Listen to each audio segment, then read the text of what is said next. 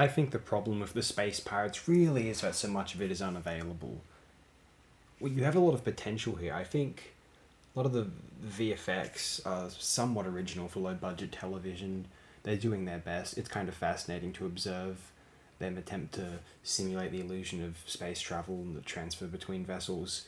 I think that the costume design is, if nothing else, quite distinct and peculiar. It doesn't look very practical, though it is eye catching. And unfortunately, it's been pointed out before, Doctor Who never had much of a imagination where their space operas were concerned. Everyone loves, I really, really, really appreciate Frontier in Space. It's a lot to do with the production though, and some charismatic characters which they bring in. But a lot of other times, it appears as though the Space Pirates, these characters are quite well performed. The guest stars, they're just not. They're just not very. There's not a lot of. The characters aren't very rich, let's say. Although I think the actors do try their best. I thought these people clearly have the conviction.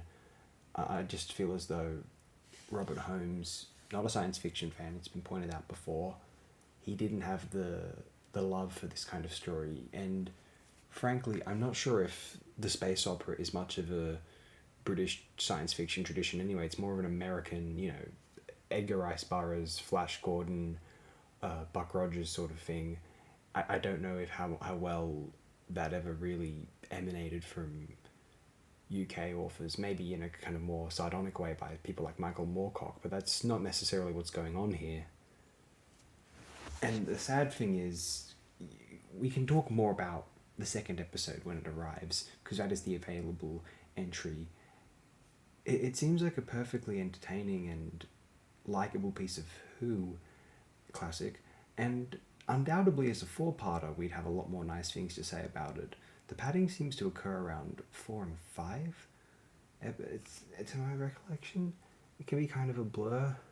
It's unfortunate we have to appreciate this as something of a radio drama, although, it's unfortunate that I haven't listened to much of them, but from what I understand, the Big Finish audio dramas, they're quite ambitious because there's no limit to, there's no VFX budget they have to contend with. The novels were the same, the Whole New Adventures, which continued Seventh Doctor and Ace's storyline, and you can only imagine if the Space Pirates had been as some sort of Second Doctor Big Finish story. It had a perfect impersonator of Troughton and Wendy and Fraser Hines, sound like they're in their early 20s again. If this was one of those, we'd think, gee, this is a bit of a slog. This is like they're trying to replicate the serials a bit too much. So, as an audio drama, no, it's not ideal. It would have been better if the visual supplement for the entirety, as it was, just episode 2, and it's a nice tease, although even then there is some missed potential, perhaps. I suspect not a lot of... Maybe the budget was drained by both... Seeds of Death is a pretty expensive looking serial. The War Games, probably the most expensive Second Doctor production there was, I would just gonna guess. Invasion was obviously very expensive looking. Mind Robber probably fairly expensive. And then you get the cheaper-ish Dominators, certainly cheaper Crotons, and this, I suppose... I mean, again, the spaceship stuff I praised, although it's asterisk praise, let's say. It's...